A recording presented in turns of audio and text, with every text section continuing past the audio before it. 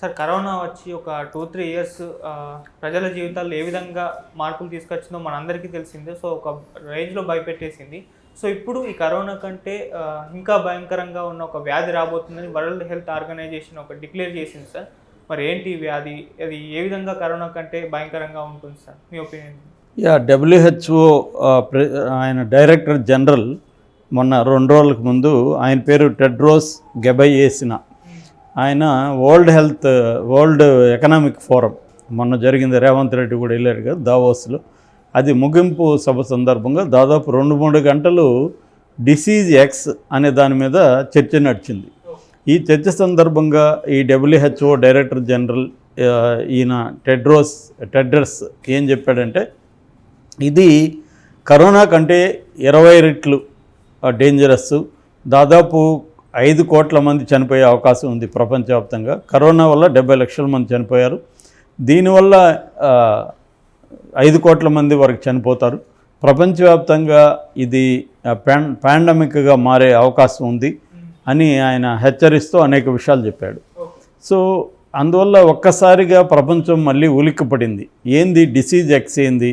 అన్ని పత్రికలు కూడా రాబోయే కాలంలో డిసీజ్ ఎక్స్ వస్తుందంట అని చెప్పుకుంటా ఉన్నారు. వరల్డ్ వైడ్గా మీడియా దీన్ని పెద్ద ఎత్తున కవర్ చేసింది.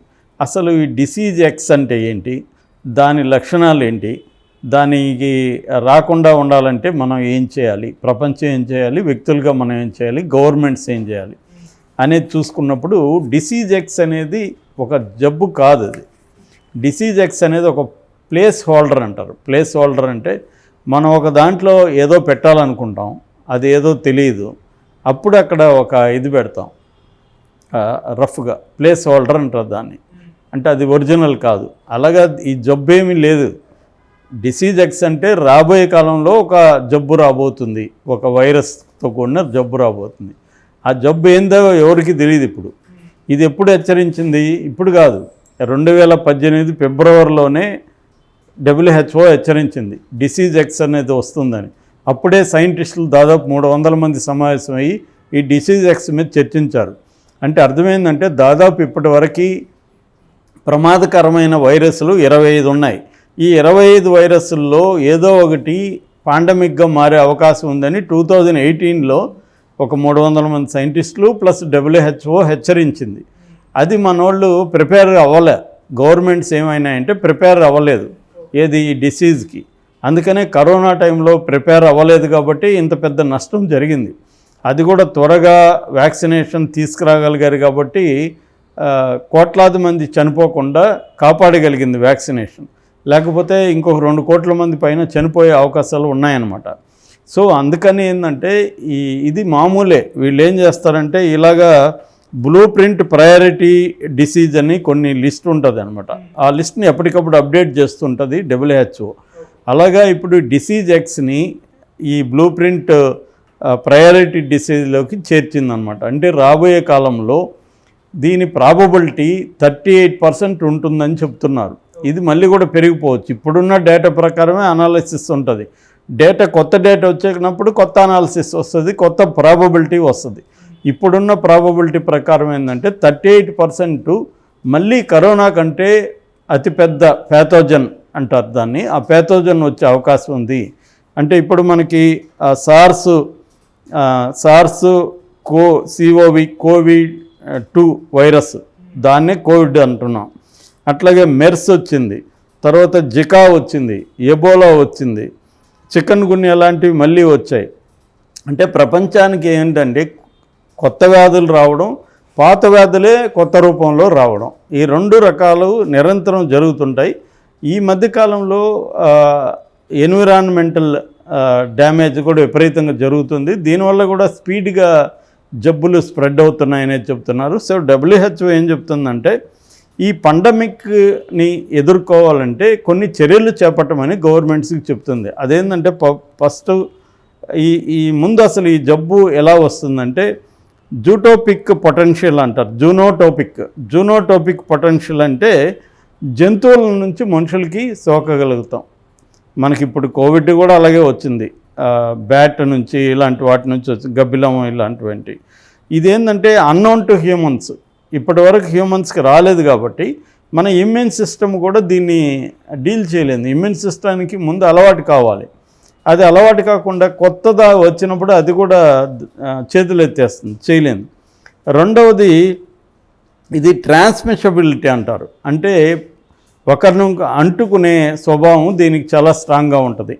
గాలి ద్వారా అంటుకోవచ్చు, చేయి తగిలినప్పుడు అంటుకోవచ్చు, ఎక్కడైనా ఒక వస్తువుని తాగి ఆ వస్తువుని ఇంకొకరు తాగితే అంటుకోవచ్చు. మనం కరోనా టైంలో చూసాం కదా. అలాగా దీనికి ట్రాన్స్మిషబిలిటీ అనేది చాలా స్ప్రెడ్ విపరీతంగా ఉంటుంది. అందుకని వీళ్ళు ఏం చెప్తున్నారంటే, ఒకటి పబ్లిక్ హెల్త్ అనేది దాన్ని జాగ్రత్తగా చూసుకోవాలి. పబ్లిక్ హెల్త్ అనేది అప్పటికప్పుడు రాదు, అది కొన్ని ఏండ్ల నుంచి అది కన్స్ట్రక్ట్ చేసుకుంటూ రావాలి. మనకేమైందంటే ఈ ఎవరికి వారు సెల్ఫిష్నెస్ ఏ గ్రేట్ అనే ఒక థియరీ వచ్చేసింది. అంటే ఇతరులను నువ్వు పట్టించుకోవాల్సిన అవసరం లేదు, నిన్ను నువ్వు గొప్పగా చూసుకుంటే చాలు, అదే గ్రేట్ అని మనకు అనేక పర్సనాలిటీ డెవలప్మెంట్ పుస్తకాలు కానీ అనేక మంది మేధావులు వీళ్ళందరూ నూరిపోస్తున్నారు ఈ మధ్యకాలంలో. ఐఆమ్ యూనిక్ అని, నా ఇష్టం వచ్చినట్టు నేను ఉంటానని. ఇవన్నీ ఈ కరోనా వచ్చినప్పుడు నా ఇష్టం వచ్చినట్టు నేను ఉంటానంటే కుదరదు కదా. అప్పుడు నీ ఇష్టం వచ్చినట్టు నువ్వు ఉండడానికి లేదు. కాబట్టి అంతకుముందు కూడా నీ ఇష్టం వచ్చినట్టు నువ్వు ఉండడానికి లేదు. సమాజం అంటే సమాజంలో కొన్ని విషయాల్ని నువ్వు ఫాలో కావాల్సి ఉంటుంది. అందులో హెల్త్ కూడా అంతే. పబ్లిక్ హెల్త్ అనేది పబ్లిక్కి, పేదవాళ్ళకి కూడా హెల్త్ ఫెసిలిటీస్ని కల్పించాలంటే ప్రాథమిక ఆరోగ్య కేంద్రం నుంచి పెద్ద ప్రభుత్వ హాస్పిటల్ వరకు ఒక హెల్త్ సిస్టమ్స్ని, హెల్త్ కేర్ సిస్టమ్ అంటారు, ఈ పబ్లిక్ హెల్త్ కేర్ సిస్టమ్ని డెవలప్ చేయాలి. ఎక్విప్మెంట్ కావచ్చు, మందులు కావచ్చు, వీటి తయారీ కావచ్చు, ఇవన్నీ చూసుకోవాలి. అట్లాగే బ్రాడర్ వ్యాక్సినేషన్ అంటారు. అంటే దేనికైనా కూడా ఈ వ్యాక్సిన్ సరిపోయే విధంగా ఇటువంటి వైరస్ని కిల్ చేయగిన వ్యాక్సినేషన్ అనేది రెగ్యులర్గా రీసెర్చ్ అనేదాన్ని జరుగుతుండాలి. దానికి ప్రభుత్వాలు ఫండింగ్ చేయాలి. ప్రైవేట్ వాళ్ళు ఫండింగ్ ఎందుకు చేస్తారు? వాళ్ళకి లాభాలు ఉంటేనే చేస్తారు. అట్లా కాకుండా ప్రభుత్వాలు ఫండింగ్ చేయాలి. అట్లాగే ధనిక దేశాలు మాత్రమే వాళ్ళ దేశాల్లో ఫండింగ్ చేసి వ్యాక్సిన్ని దాచిపెట్టుకుంటే కుదరదు. అది కూడా ఈయన చెప్పారు. ఈ డిస్పారిటీ, ఎకనామిక్ డిస్పారిటీ వల్ల కూడా ఈ ప్రాబ్లమ్స్ పెరుగుతున్నాయి. ఎందుకంటే ఒక దేశంలో నువ్వు వ్యాక్సినేషన్ చేసుకుని పెట్టుకుంటావు, కానీ ఇతర దేశాల్లో వచ్చినప్పుడు దాని ద్వారా నీ దేశంలో కూడా వచ్చే అవకాశం ఉంది. ప్రపంచంలో చాలా వేరే పేద దేశాలు, ఇటువంటి సాధించుకోలేని దేశాలలో జనం విపరీతంగా చచ్చిపోతారు ఎకనామిక్ డిస్పారిటీ వల్ల.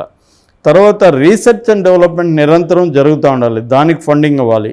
తర్వాత ప్రివెంటివ్ కేర్ అంటారు. ప్రివెంటివ్ అంటే మన వ్యక్తుల స్థాయిలో చేతులు కడుక్కోవడం, శుభ్రంగా ఉండడం, హైజీనిక్ ఫుడ్ తీసుకోవడం, నానా చెత్త బయట తినకుండా మన ఇమ్యూన్ సిస్టమ్ని పెంచుకోవడం, ఒక హెల్తీ హ్యాబిట్స్ని ఇన్కల్కేట్ చేసుకోవడం, చిన్నప్పటి నుంచే హెల్త్ కాన్షియస్ని పెంచడం, అది ఇండివిజువల్గా చేయాలి. అట్లాగే గవర్నమెంట్స్ కూడా శుభ్రతను పాటించడం, స్వచ్ఛమైన ఎన్విరాన్మెంట్ని క్రియేట్ చేయడం. ఇప్పుడు ఢిల్లీ ఉంది ఫర్ ఎగ్జాంపుల్. ఢిల్లీలో ఎయిర్ పొల్యూషన్ అనేది అతి తీవ్ర డేంజరస్ స్థాయిలో ఉండేది. అంటే ఢిల్లీలో ఉండే ప్రతి ఒక్కరూ రోజుకి 5 సిగరెట్లు తాగుతున్నట్టు లెక్క అనమాట. తాగినా తాగకపోయినా నువ్వు 5 సిగరెట్లు తాగితే నీకు ఎంత ఎఫెక్ట్ ఉంటుందో ఢిల్లీలో ఉంటే అంత ఎఫెక్ట్ ఉంటుంది. హైదరాబాద్లో అయితే 2 సిగరెట్లు తాగుతున్నట్టు లెక్క. సో మనమంతా సిగరెట్లు తాగలేదు అనుకుంటాం, కానీ తాగుతున్నట్టే లెక్క 2. సో ఇటువంటి ఒక పొల్యూషన్ వల్ల కూడా ఈ జబ్బులు ప్రబలే అవకాశం ఉంది. సో రెండవది ఏంటంటే ఎక్విప్మెంటు, ఫర్ ఎగ్జాంపుల్ ఆక్సిజన్ ప్రొడక్షన్ని పెంచుకోవాలి ఎక్కడికక్కడ లోకల్గా. ఆక్సిజన్ నిల్వలు లేకుండా చాలామంది చనిపోయారు, మనం చూసాం మన కళ్ళ ముందు ఆక్సిజన్ లేక. ఎందుకంటే ఇదంతా కూడా రెస్పిరేటరీ సిస్టమ్స్ని ధ్వంసం చేస్తాయి. అందువల్ల ఆక్సిజన్ ఆర్టిఫిషియల్గా ఆక్సిజన్ని అందించాల్సి ఉంటుంది. ఇవన్నీ తయారు చేయాలి. అంటే వీళ్ళు ఏం చెప్తున్నారంటే 4 రకాల కేటగిరీస్ చెప్తున్నారు. ఒకటి నోన్ అంటే మనకు తెలుసని మనకు తెలుసు, దాన్ని నోన్ అంటారు. రెండోది నోన్ అన్నోన్, మనకు తెలియదని మనకు తెలుసు, ఆ విషయం మనకు తెలియదని మనకు తెలుసు. నోన్ అంటే మనకు తెలుసని మనకు తెలియదు. కొన్ని విషయాలు మనకు తెలుసుంటాయి, కానీ మనకు తెలుసని మనకు తెలియదు. అన్నోన్ అంటే మనకు తెలియదని కూడా మనకు తెలియదు. సో దీనికే ఇటువంటి రీసెర్చ్ సైంటిస్టులు వీళ్ళు మనకు తెలియదని కూడా తెలియని విషయాల్ని తెలియజెప్పడానికి ట్రై చేస్తుంటారు అన్నమాట. అందుకని గవర్నమెంట్స్కి వీళ్ళు WHO హెచ్చరిక చేసింది, ఇండివిజువల్స్కి చేసింది. మీరు ఎక్కడ పోయినా అవసరమైన చోట మాస్కులు వేసుకోండి, చేతులు ప్రాపర్గా చేతులు కడుక్కోండి, ఇటువంటి ప్రోటోకాల్స్ అంటాం, హెల్త్ ప్రోటోకాల్స్ని ఫాలో కండి.